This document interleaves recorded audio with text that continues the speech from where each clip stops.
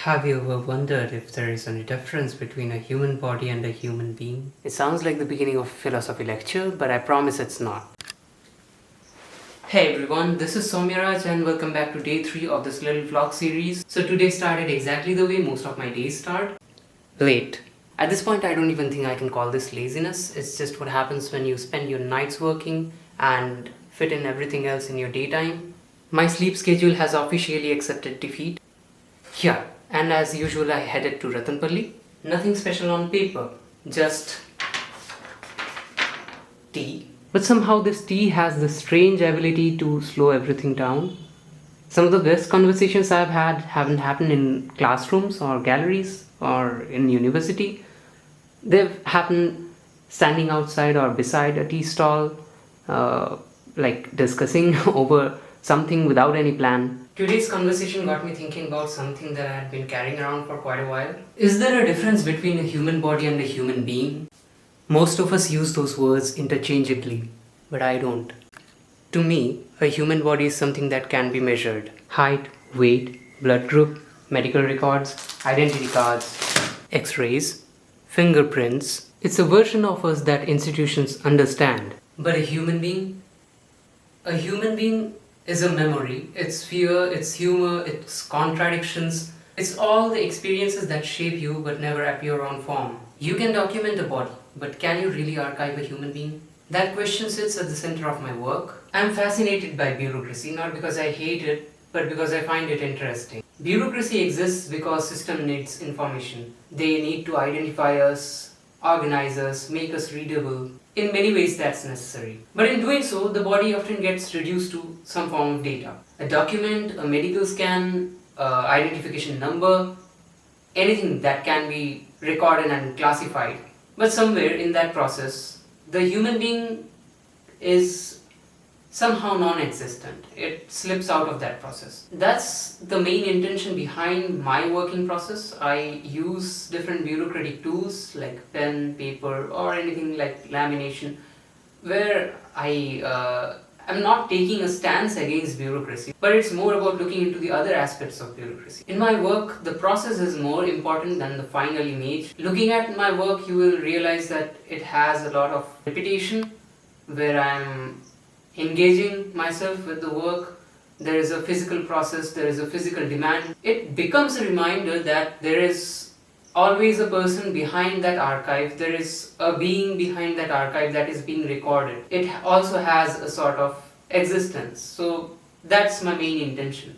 The moment you look into my work, it becomes very self-evident that it brings a sort of existence in it. A lot of people who are unfamiliar with visual art, they often ask me that, what is the point of art? Honestly, I think art is not about decoration, it is not about public display or providing answer to questions.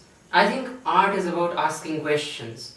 It makes you stop, it makes you interrupt your routine, it makes you realize that there's always been something there but you haven't really noticed it. And you don't really need to know art history to experience these things. If a painting or a sculpture or any form of art, be it anything related to visual art or anything related to auditory art or performative art, if it ever changes the way you think for even a minute, I think that's more important, and that's the definition of an artwork. That also brings me to another thought. I think contemporary art has done something really important by challenging the definition of what it means to make an artwork. It has expanded the possibilities of what an artwork can be, and I genuinely appreciate that. But I also think this openness has also been misunderstood and misinterpreted in different ways. Because the boundary has become so broad that it is absolutely easy for anyone to assume that anything can be an art. And sometimes that freedom,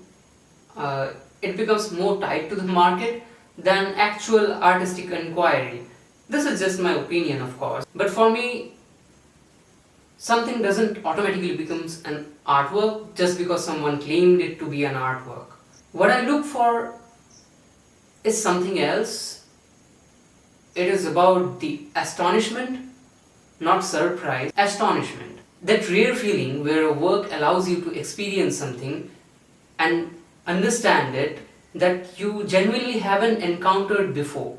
When an artwork shifts the way you see the world or even yourself, that's where art begins for me. And just as important as the artwork itself is the presence of the artist. Not just their physical presence, but the evidence that another human being was truly involved. Their time, their labor, their doubts, their decisions, their way of seeing. Because artwork for me isn't simply an object. It's evidence that a human being has reached across time and space to communicate with another human being. Bodies can be measured. Human beings have to be experienced. Anyways, that was today's tea-fueled philosophy. I have no idea if you people really watch these kind of contents or this is truly what you wanted to watch. I just brought you in here and you are here, if you are still watching, I mean. But yeah, let me just focus. Okay, yeah. So that's it for today's vlog, I guess. And I'm genuinely curious, what do you think is the difference between a human body and a human being? Or maybe, what makes something an art for you? I'd love to read your thoughts. Write them down on the comment section below and I'll be checking them out. That's it for today and I'll be seeing you on the next vlog, that is day 4.